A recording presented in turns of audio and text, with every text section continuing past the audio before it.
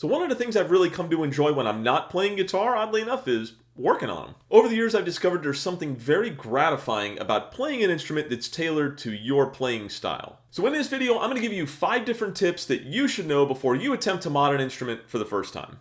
So the first thing here is probably the most important. If you only own one instrument and you've never modded a guitar before, do yourself a favor and don't.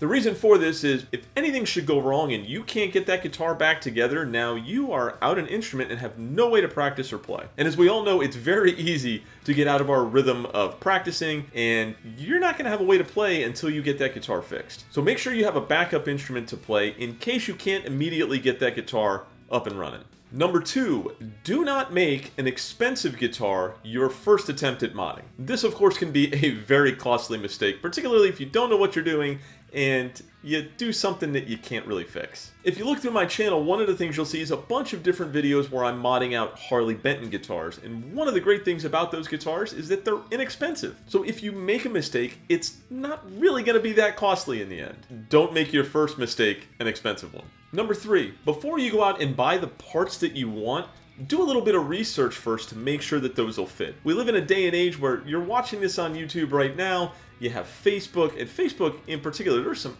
excellent modding groups on Facebook. And of course, there's various websites where you can find forums on whether or not certain parts will fit on certain instruments. If all else fails, you can always reach out to the manufacturer, and a lot of times they'll get back to you relatively quickly. But the easiest way to prevent delay and frustration is to know that those parts will fit before you purchase them. Number 4, know what tools you're going to need for the job. This one I can't stress enough because it's really important to have the right tool for the right job. In all of the modding videos that I do, I generally lay out which tools you'll need to get that job done. And I think it's very important to have ahead of time. That way you're not knee-deep into a job and then not being able to find your 7/16 socket. 45 minutes later you still haven't found it, and now it's 12 o'clock at night. So have all of that stuff ready before you start.